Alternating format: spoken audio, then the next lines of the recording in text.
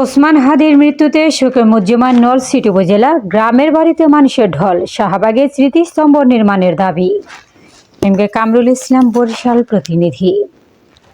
ইনকিলাব মঞ্চের মুখপাত্র শরীফ ওসমান বিন হাদির মৃত্যুর খবর শুনে তার বসতবাড়ি ঝালকাঠির নলছিটি শহরের খাসমহলের বাসায় আত্মীয়স্বজনরা ছুটে আসেন।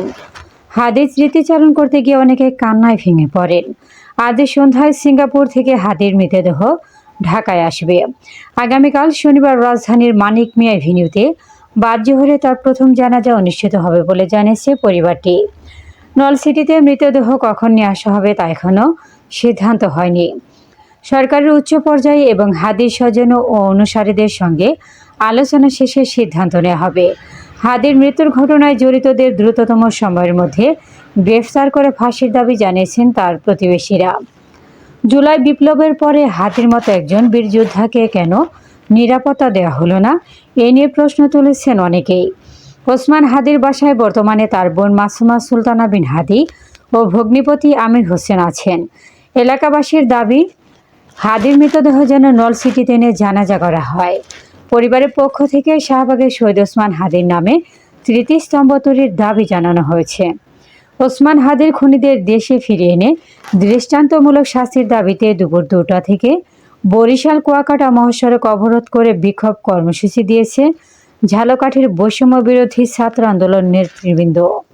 ছেলেটার দিকে খেয়াল রাখেন, তার কিন্তু এই যে নানান ধরনের থ্রেট আসতেছিল, এই অবস্থায় সে যখন শহীদ হলো, গুলিবিদ্ধ হলো, তার রিক্সায় শুধু একজন, তার ভাই।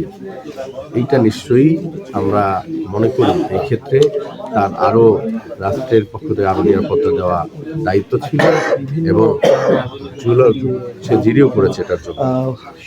সকল জুলাই যোদ্ধাদের এই শহীদ হওয়ার সংবাদ শুনে আমি এখানে খুলনা থেকে নলছিটি তার বাড়িতে আমি উপস্থিত হয়েছি সমবেদনা যাপন করার জন্য।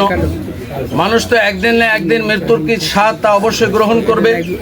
তবে হাদি ভাই যে শাহাদত বরণ করেছে তা সারা বাংলাদেশের মানুষ যুগ যুগ ধরে তার কথা স্মরণ করবে।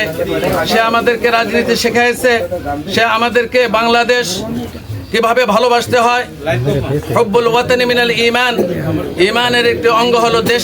ছিল হচ্ছে শাহবাগ, প্রতিফলন ঘটাইছে ওখানে যে 24-এর যে অভ্যুত্থানের যে কাজ করছে বেশিরভাগই সে রামপুরা ছিল তার সবচেয়ে ডেঞ্জারাস একটা পয়েন্ট। হ্যাঁ, তো তারপরে সে শাহবাগে ওখানে তার এই পর্যন্ত আসা যত প্রোগ্রাম বেশিরভাগই শাহবাগে ছিল।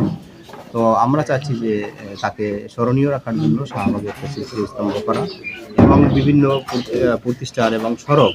এক কথায় ওসমান হাদি সে শহীদ হয়েছে, সে মরে নাই, এবং সেই শহীদ যেন সারা জীবন এই বাংলার ভূখণ্ড যে কদিন থাকবে সে কদিন যেন ইতিহাস পড়ে মানুষ জানে একজন হাদি আমাদের ছিল, একজন ওসমান হাদির জন্ম এই বাংলাদেশের মাটিতে হয়েছিল, অনুপ্রেরণা হয়ে দাঁড়ায়।